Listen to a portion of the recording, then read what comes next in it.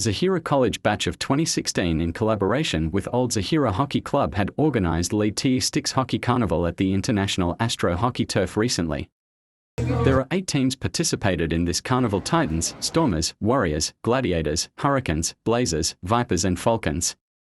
Students from grade 6 to 9 participated.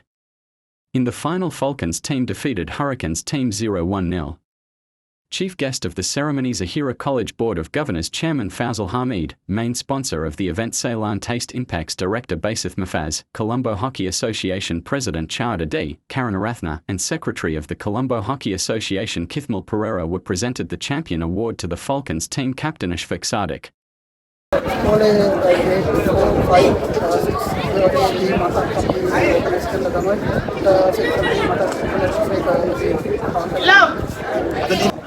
ඉස්සරහට ඇවිල්ලා මේ පොඩි ළමයි ඇවිල්ලා අපේ ඉස්කෝලේ ඇවිල්ලා මොනවාරි අපි ඕන්ලයින් චැම්පියන් එකක් ගන්න ඕනේ කියලා තමයි අපි ඇවිල්ලා ෆියුචර් එකක් ඒගොල්ලන්ට අදලා තමයි මේ ගමන ආරම්භ කරලා පොඩි ළමයි අර හොකි කියද්දී අපේ ඉස්කෝලේ අර ෆුට්බෝල් ඒක නිසා තමයි ඒක යන්නේ.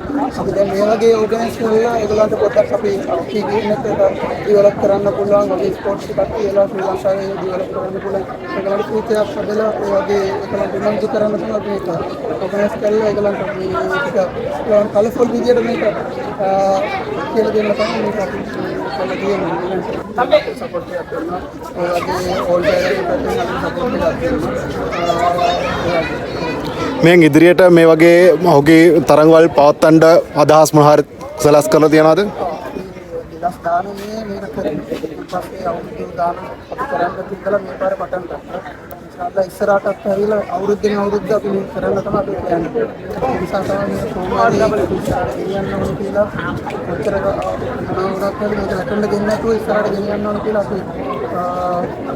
අපි ටීම් එකක් එකතු වෙලා අපි කරේ.